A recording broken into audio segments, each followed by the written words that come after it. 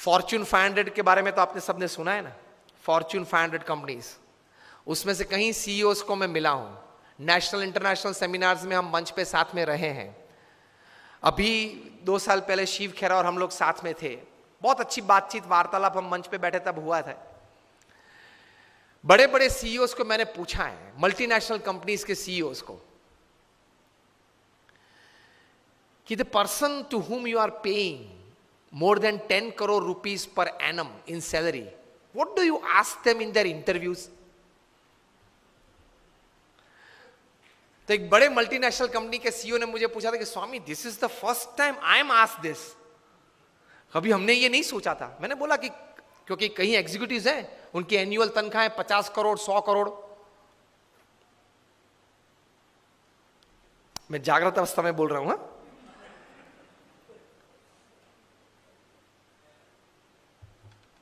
ये बहुत बड़ी सॉफ्टवेयर बनाने वाली कंपनी है,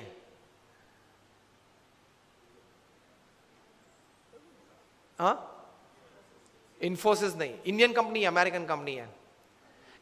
एलिसन उनका सीईओ है, एलिसन। ऑरेकल कंपनी है, आप नेट पे जाके ऑरेकल खोलना, एलिसन नाम डालना और उनकी तनख्वाह आप देखना। पिछले 5 साल की उनकी एवरेज तनख्वाह है $400 million per year. Silence. $400 million, $1 million मतलब 65 करोड़ गिन लो, चलो राउंड फिगर 70 करोड़ गिन लो। $1 million is, that is $10 lakh is 7 crore rupees. So 400 million is 2800 crore rupees per annum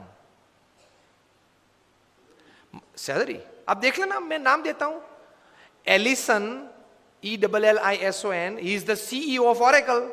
अब नाम देख लेना। अभी परसों ही आपने सुना होगा सुंदर पिचाई का, गूगल के सीईओ, पर डे की सैलरी 3.5 करोड़। परसों ही न्यूज थे, हाँ 2 दिन पहले न्यूज थे, in the print media it is today, electronic media में 2 दिन पहले आ गए थे ब्रेकिंग न्यूज में। लास्ट ईयर फाइनेंशियल ईयर की पूरी सैलरी उनकी 1285 करोड़ थी, टू बी एग्जैक्ट 1285.5 करोड़, मतलब रोज की तनख्वाह 3.5 करोड़ की। सुंदर पिचाई, गूगल के सीईओ। अब देख लेना। मैंने इनको पूछा, इनकी एमएनसी की टर्नओवर थी 2.5 लाख करोड़ की। हम दिल्ली में एक फंक्शन में साथ में थे, मंच पे बैठे थे। मैंने उनको पूछा कि दोज एग्जीक्यूटिव्स हुम यू पे मोर देन 10 करोड़ और 25 करोड़, उनको इंटरव्यू में आप पूछते क्या हो? क्योंकि उनके पास डिग्रीज तो एक्स्ट्रा ऑर्डिनरी है, he is a double MBA from LSE और हार्वर्ड, एकेडमिक्स तो पूछना नहीं है। इतनी बड़ी तनख्वाह देते हो तो वो 10-15 साल का अनुभव तो है उसको। 10-15 साल में उसने 50,000 करोड़ 1 लाख करोड़ मैनेज किए हैं, हर साल टर्नओवर किया है, ऐसी कंपनीज में ही बड़ी बड़ी पोजीशंस में वे रहे हैं। तो उनको नेटवर्किंग में पूछना नहीं है, एडमिनिस्ट्रेशन में पूछना नहीं है, HR में पूछना नहीं है, मैनेजमेंट में पूछना नहीं है, ग्रोथ के बारे में आपकी क्या सोच है वो पूछना नहीं है। आप पूछते क्या हो उनको इंटरव्यू में? उन्होंने मुझे एक बहुत अच्छी बात बताई कि स्वामी जी, इन कक्षा के लोगों को जिनको हम ये प्रकार की तनख्वाह देते हैं, उनको इंटरव्यू में एक ही प्रश्न पूछते। I was like very surprised. मैंने बोला एक ही प्रश्न पूछते हो? कहाँ? और उनका उत्तर वे 20-25 मिनट तक देते हैं, तभी उत्तर पूरा बनता है। That was more surprising. I said what do you ask? He said हम एक ही प्रश्न पूछते और ये पूछते हैं, describe a big failure in your life and how did you handle it? प्रश्न क्या पूछते हैं इन कक्षा के लोगों को? Describe a big failure in your life. आपके परफॉर्मेंस के बारे में हमें कुछ पूछना नहीं है कि मैं पहली कंपनी में था वहां 200% सेल बढ़ा दिया, दूसरी कंपनी में था वहां 500% ग्रोथ कर दिया, वो हमें नहीं सुनना है। वो था आप लोग सब जो यहां बैठे हो, जो इंटरव्यू वाले देने आए हो, जिनको हम ये तनख्वाह देने वाले, सबके पास ऐसी परफॉर्मेंस स्टोरीज है, ये कॉमन है, ये हमको नहीं पूछना है। पूछना क्या है? Describe a big failure of your life and how did you handle it. Simple. Performance से आपका कैलिबर का टेस्टिंग नहीं होता. वो तो किसी को भी चांस मिल जाता है, प्लेटफॉर्म मिल जाता है तो कूद लेता है. How did you handle failure? How did you handle a setback? How did you handle a fall in your life? That is important. क्योंकि अब रूटीन में जब हमारी अगर हमने आपको हायर कर लिया, रूटीन में हमारी कंपनी चलती होगी, तो आप तो अच्छा परफॉर्मेंस दिखाए नहीं वाले हो. लेकिन कंपनी में अगर बड़ी आफत आ गई तो आप क्या करोगे वो बताओ. बाकी तो आपकी जगह और कोई भी ये कंपनी चला लेगा. Isn't it a very important question? उसमें वो मल्टीनेशनल कंपनी के सीईओ ने मुझे बताया कि स्वामी, इसके उत्तर में उसको 20-25 मिनट हम देते हैं और उसमें भी हम ये जांच करते हैं कि किस प्रकार के विचार और प्रैक्टिसेस उसने अप्लाई किए, वो साइड में रखते हैं.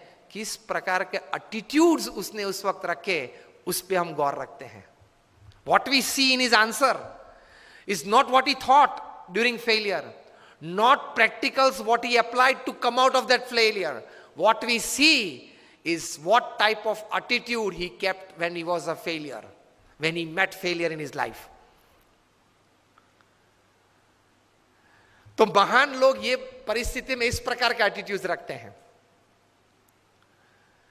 तो इसमें ये बात आती है गम खाने की. ये बहुत बड़ा विचार जो प्रमुख स्वामी महाराज ने दिए, उसमें कई प्रकार के ऐसे अर्थ आ जाते हैं. That is the greatness of life. How do you handle failures?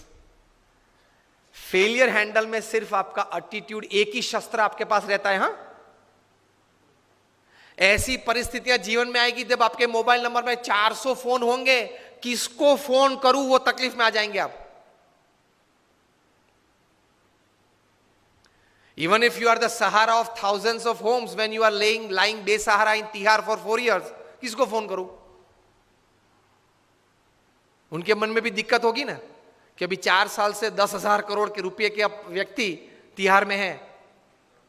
किसको फोन करते होंगे वो? मोबाइल में तो होंगे 1000 से ज्यादा नंबर.